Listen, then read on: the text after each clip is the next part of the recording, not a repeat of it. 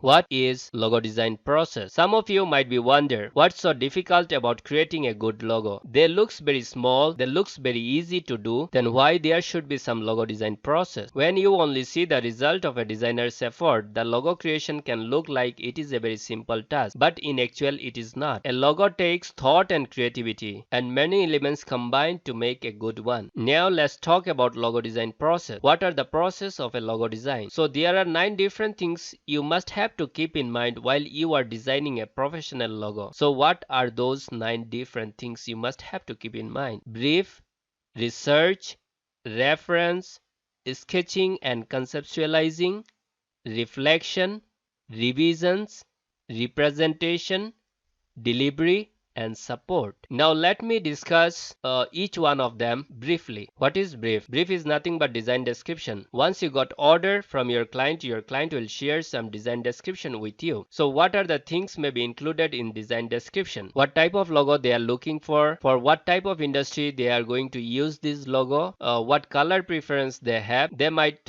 share some examples logo with you too. So after getting design brief, the next is research. So under research, what you need to do some research, like you can do some web research, you can check the history, you can check the competitors of the similar industry, and you can check some existing logo as well. So this way you need to complete your research. Next is reference. So conduct research on logo design that have been successful and on current style and trends that may relate to the design brief. Follow trends not for their own sake but rather to be aware of them. Longevity in logo design is key. Let's discuss about sketching and conceptualizing. So develop the logo design concepts around the brief and your research. This is the single most important part of the design process. Get creative and be inspired. Sketching isn't time consuming and is really good way to put ideas in your head right on paper. After that, it's always easier to actually design it on the computer. Sketching helps to evolve your imagination. Once you understand it, you will always start from just white paper. What is reflection? Reflection is nothing but take breaks throughout the design process. This helps your ideas mature, renews your enthusiasm, and allows you to solicit feedback. It also gives you a fresh perspective on your work. Let's talk about revisions and positioning. Once you find logo design idea, once you prepare a logo sample, make different copies of the same concept and then make